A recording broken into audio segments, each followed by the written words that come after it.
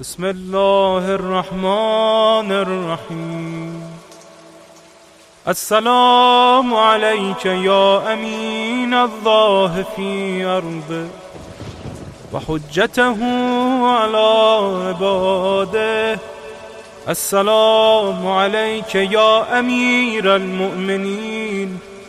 أشهد أنك جاهدت في الله حق جهاده وعملت بكتابه واتبعت سنن نبيه صلى الله عليه وآله حتى دعاك الله إلى جواره فقبضك إليه باختياره والزم أعداءك الحجة مع ما لك من الحجج البالغة على جميع خلقه.